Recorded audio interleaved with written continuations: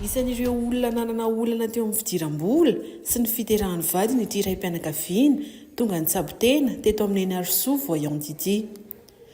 Samy laza ny tenany fa efa nivaha avokoa ny olana rehefa nanaraka toromarika rehetra avy amin'ity mpitsabo nentim-paharazana ity.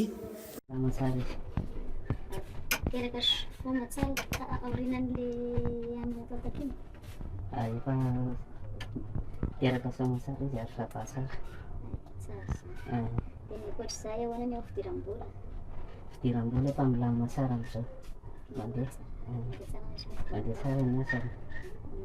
Tsy dia misy problème ohatrany eo aloha tsara. Ny zavatra resako fotsiny rehefa tsinam-bolana zany dia tsara ihany no mba miezaka mandalo matetika satria ilay omby sasapoana io manko matetika io zany karazana raha fanarasy ihany dia na efa mba milamina ary ianao dia lasa velongelona ny foana fa tsara ihany mba miezaka manao an'ilay fanalana sasapoana tsy voatery konkoa nefa ianao hoe andeha hivezivezy-tsiana ohatrohatr'izany fa ohatrany hoe mba midray mandesaka ny tapatolana ohatr'izany dia na dia efa milamina tsara ilay fiainana dia tsara ihany no mandalo dia sady ampisin'izay vavanao famatim-bola sy famati-karena mba mangajavatra ny tanana, ny endrika ary ny maso no ahafantarany eny Arsoa ny olan'ireo tonga manantona azy fa tsy sikidy na ody ratsy. Raha olona avy any alavitra kosa na distance dia ny sary, anarana feno sy ny volana naterahana no ahitana izany. Resaka fahitana no izany no entin'ny tsabo. Iza marina moa zany nareo dia inona ilay tena hoe asa ataonareo izay? Hery fa voalohany indrindra aloha miaraba-tsika rehetrarehetra mpijery voyante malagasy ny any Arsoa dia maître Naline raha ihany zany izay aloha ny ankapobeny fa misy mahasamihafa anay aloha zany. Voalohany indrindra ny maha-voyante anay moa zany maha-voyante aloha izy dia hoe resaka fahitana ny anay izay zany tsy dia hoe misy kidy fa ny amin'ny fahitana anazy mijery olona anankiray zay na mijery endrika io na mijery endrika io na amin'ny alalan'ny maso na amin'ny tanana dia tonga dia ahafantaranay mahakasika ny olona izay. Raha ohatra ka la distance indray moa ny olona jerefanay dia tsy maintsy mila sary izay dia mila anarana feno volana naterahana dia izay misy zany ny mahavoyante anay satria resaka fahitana ny anay no tena imasoanay tsy ahafantaranay olona anankiray dia izay indray mampisabo nentim-paharazana nefa ny fandraisan'ilay izy mampiasa zavatra rehetrarehetra izay fa miankina amin'ilay ventan'olona nefa ilay zavatra ampiasaina fa tsy afaka hoe zarazaraina sy ny ohatrohatr'izany. Dia ny mahasamihafa anay kely amin'ny mahalehilahy maître Naline moa zany afaka mitety faritra izy manerana ny Madagasikara sy ny ohatrohatr'izany fa za kosa ny amin'ny ankapobeny mijanona eto Antananarivo eto foana ako fa tsy dia mitety faritra sy ohatr'izany. Zany tena hoe voyante zany. Ny voyante aloha zany dia fahitana tsy mitovy mihitsy ny voyante tsy ny olona sotra.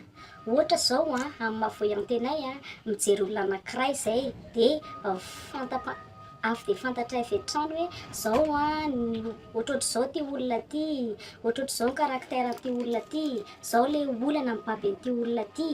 Dia amin'ny alalan'izay no ahafahanay manampy olona misy hoe zao ilay zavatra mifanambina amin'ity olona ty, zao no zavatra sy tokony atao amin'ity olona ty mifanohitra amin'ity olona ty. Zany hoe afaka mahita ny hoavin'ilay olona koa zany amin'ny maha-voyante azy? Eny tompoko. Afaka mahita ny hoavin'ilay olona izay fa anefany amin'ny ankapobeny tsy dia tsara manko ilay mijery hoe mahakasika an'ilay olona manontolo sy ny ohatrohatr'izany satria maha-voyante anay dia fantatray hoe misy zavatra ho tsara na misy zavatra ho rasy kanefa ny kosany tsy afaka hanambarana izay zavatra rehetrarehetra izay eman'olona Andriamanitra ny tompony rapitso dia ny olana an'ilay olona fotsiny no ampianay hoe ohatra hoe voana blokazy ilay olona mamatotra an'ilay fiainana dia anaovana fanalana blokazy izy, voana sasapoana izy na ohatr'izany dia anaovana fanalana sasapoana vintana ny ohatra ny ambany na ohatrohatr'izany apetabe ny olana amin'ny famafao dia miankina amin'izay no zava-misy ahafana mikarakara olona anankiray. Tsy ny anarana ity asa ity fa nodim-biasana tamin'ireo ray aman-dreny tany aloha hoy Maître Analine. Raokandro malagasy avokoa no ampiasaina amin'ny fitsaboana sy ny fanarenana vitana ary ny fanalana mosavy sy tsatoka. Aretina ahoana zany na olana ahoana ny tena hoe raisina sy tsaboana reheto? Ia tompoko misaotra betsaka anao amin'ny anany fitenenana. Voalohany indrindra aloha dia zavatra teneniko mahakasika amin'ny fitsaboana. Ny zavatra rehetrarehetra dia afaka tsaboana daholo. Eny tsy teny fa efa nandalo teto ambany masonay na dia ny aretina mafy indrindra ara toy ny atao hoe sida angamba. Nilezahana ny karakara n'izany zavatra izany. Izahay raha misy ny olona tonga mitaraina aminay dia mandray antanana izahay mitsabo manao ny fikarakarana anazy. Na toy ny kansera na aretina azo avy amin'ny atao hoe resaka fidiram-bola, blokazy-piainana dia voatsabo eto aminay avokoa izany. Izay tsy dia mijanona amin'ny atao hoe resaka fitsaboana, hoe mitsabo vitana na mitsabo resaka mosavy, fa izahay ihany koa dia miezaka manao fikarohana mitsabo izany hoe mivarotra karazana raokandro malagasy, manao karazana fikarohana mahakasika an'izany izahay. Izany hoe mitsabo aretina maro. Zavatra teneniko ary tiako ho fantatry ny rehetra, ny fitsaboana nentim-paharazana dia tsy azo ianarana. Ny fitsaboana nentim-paharazana tsy resaka hoe médecin ary amin'ny hôpitaly hoe hianatra anindro na ako. Za zao raha teneninao hoe anindro fa tsy haiko izany zavatra izany. Fa ny fitsaboana nentim-paharazana ny zavatra tena marina, lova mifandimby amin'ny taranaka mifandimby. Izany hoe lova avy any amin'ny razambe izany io. Io akory tsy midika hoe rehefa ohatra ka zanaky rasoa ianao mpitsabo rasoa dia midika izany fa mpitsabo koa ianao avy eo. Fa mety raha niteraka anankidimy rasoa dia mety ny ray amin'ireo no lasa mpitsabo satria izay le atao hoe don, izay le atao hoe lovandrazana. Izay no fitsaboana nentim-paharazana.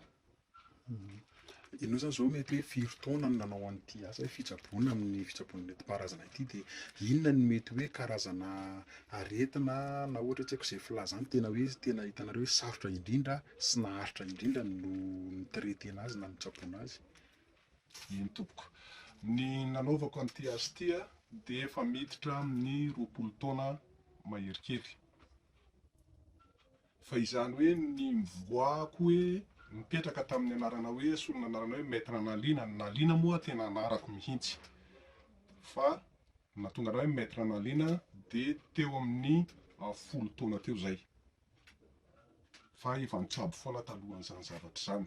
Ny aretina hoe tena mafy no mitsabo anazy dia ny kansera angambany no ataoko hoe manana ny sarotra kely anay satria hainao tsara iny aretina iny fa somary mafimafy ihany no manao ny traitement-any.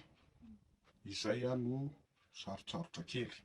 Fa ny ankoatran'izay dia azoko lazaina rehefa ohatra ka manaraka tsara ny toromarika izay omena ny taiza tonga manantona anay dia valin'izay filaminana zany ny eo ambadik'izay. Tena resabe mandeha tato ato hoe misy fanahafa ao anatin'ny olona, mpitaiza olona sy hoe mpitsabo amin'ny raokandro malagasy tahaka izao. Ahoana tompoko mahakasika an'izay hoe misy fanahafa tsy fatapiaviana miaraka aminareo? Eny tompoko. Ny hoe tsy fatapiaviana angamba tsy afaka tenenina izany. Tsy marina izay. Fa arakin'ilay hoe mahadon mahalovandrazana anazy dia izy io samy manana ny karazany. Misy ny olona anankiray amin'ny alalan'ny atao hoe karazana fahitana mipetraka ihany koa ny resaka hoe amin'ny alalan'ny hoe tsindrimandry. Amin'ny alalan'ny olona anankiray izay mpitsabo ohatra mifandinika mijery izy amin'ny zavatra anankiray iny no alalany ny zavatra olana anankiray izay mahazo azy. Ny mpitsabo koa anefany tsy dia voatery hoe rehefa mpitsabo ranona dia mavita ny zavatra ranona, fa ny mpitsabo ihany koa miankina amin'ny vitan'andron'ny mpitsabo sy ny olona hotsaboana no mampilamina an'io farak'izay malaky sy somary taraiky. Zavatra tsy dia marina hoe misy hery hafa ahoana fa matoa izy mitsabo dia manana hery mihitsy izy ary hery fantany ny zavatra izay mitoetra ao aminazy.